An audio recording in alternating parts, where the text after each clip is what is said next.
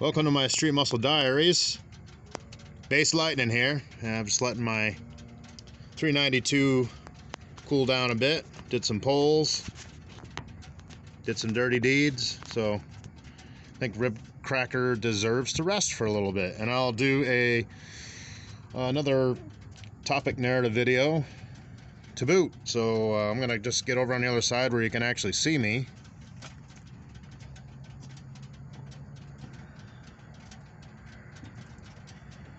Hello. All right, so topic discussion is oil, gas, and brakes. So I use Mobil 1 0W40 full synthetic. I run 97 octane, and by using 93 E10 and by just pump gas 93 E10, which is ethanol. And I also use additives. I'll tell you what I use for additives, what works for me. What works for you may be different, but what works for me is I use the Lucas Oil 3X, which is, it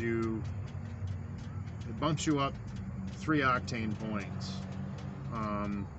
And there's a formula there. You got to be careful which one you're buying. I used to use Gum Out, but I like Lucas Oil better. I like their products. Also, I use the gas additive. The Lucas Oil, it's an ethanol fuel additive that cleans. It's not just a fuel injector cleaner. Don't get those two mixed up. It's a additive that cleans the ethanol. We'll get some people out doing some polls. Some guys all having some fun. It's an additive that cleans the ethanol out of your fuel system. So fuel injectors, fuel lines, etc., internal components of your fuel system. It's not really good to have ethanol deposits in any kind of engine and leave them there. If you're running the car every day like I do during muscle car season, of course, I mean, it's not sitting long enough to build up deposits, which is more of an issue on small engines like weed eaters, chainsaws, and lawnmowers and things like that. That's a big issue on that. You want to make sure you drain your tank at the end of the season, put a little stabilizer in there. Is it necessary to run additives? No. There's detergents in regular gas, especially the high octane, that make it safe and clean. It burns clean in your injectors. I understand that. It's just, I've noticed a crisper throttle response in running a high octane, higher than the 93. You just don't want to go over 100. I know that there's butane,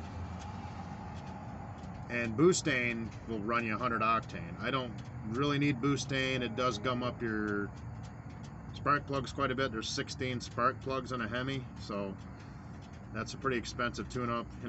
If you can't do it yourself, it's like close to 500 bucks. It's okay if you're racing. I'm not racing. This is just street muscle, so I just use the over-the-counter Lucas Oil 3X additive. It works excellent. Crisper throttle response, yes, I believe in it. I believe that the ethanol fuel additive, it's an ethanol reducer, it cleans it out of the system, is good. At the end of the season, make sure you run 91 ethanol free for a couple tankfuls if you're going in storage like I do for 4 months. That way it runs all the ethanol out of the system. You don't really have to put stabilizer in it if you do that step. Don't forget the last 2 tankfuls of muscle car season, which for me would be about December, first part of December-ish, depending on the weather. When it starts snowing, then this goes under the cover, and I just come out and start it once a week, basically. So that covers oil. I run Mobil 1 0W40 full synthetic. There are lots of great oils out there. I ran Pennzoil for years in my shaker, 5.7 Challenger with a 6-speed Tremec. I ran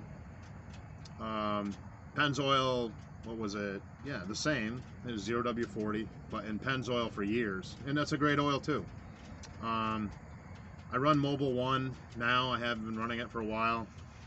Full synthetic 0W40. Make sure you're running 40 weight on these big block Hemis because of the operating temperature. Not 20 weight. Make sure it's 40 weight.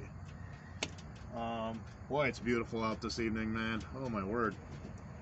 So K&N drop-in.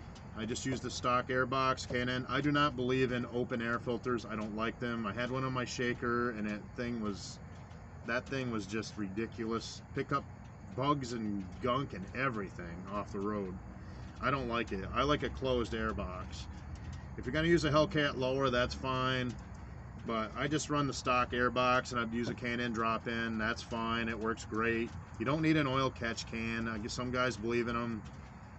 I've checked the snout, and there's no residue or anything. I don't really need an oil catch can. I run clean oil, and I change it at 4,000 every time religiously. I don't go 5,000. I go 4,000, and sometimes even a little less. You know, 3,000 and some change.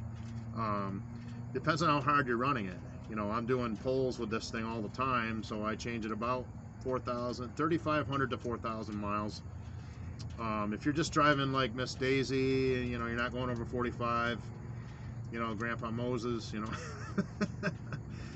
then you could probably go the full 5,000 miles. It depends on your stress on the pistons and, you know, on the whole engine, all the components, you know, your push rods and, you know, your valves and everything. It just depends on your driving habits and what you're doing. So that covers that piece. I run 97 octane 0W40 Mobile 1, and that gets me at right around 11.9 second average, and I'm almost to 11.8.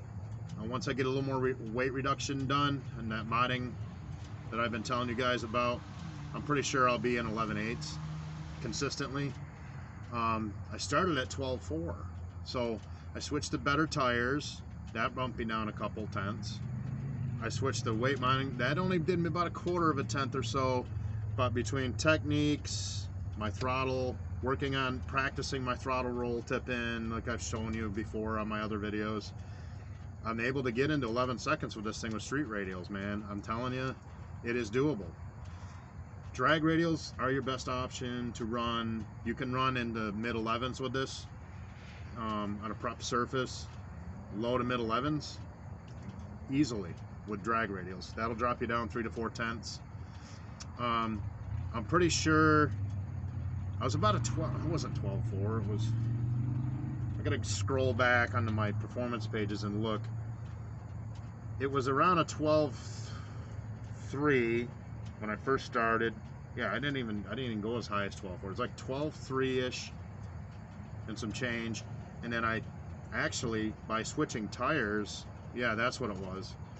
By switching tires, I dropped down about 3 tenths just from switching to better tires, and some weight loss and working on my techniques, my throttle control and all that. This season I was able to get the best times I've ever gotten on the street. So, you know, 125 miles an hour, 11.9 to 12 second average, that's pretty good for only doing some weight loss and some better tires, you know. So I know that I'm going to get further down into the 11s as I continue my journey.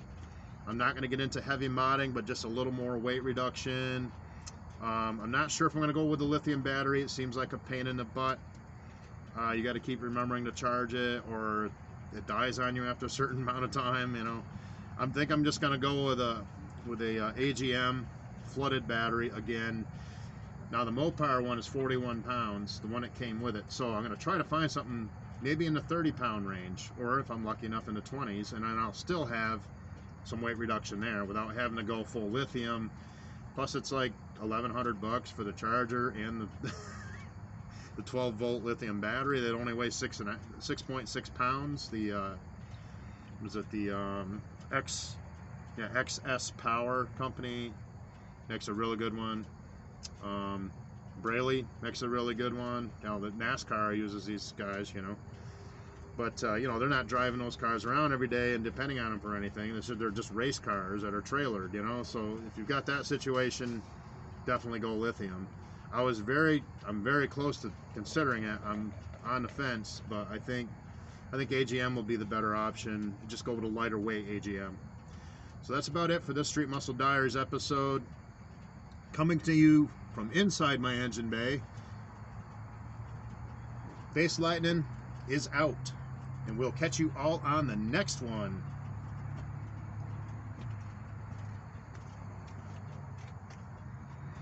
Do do do do do do do do do do do do do do do. All right.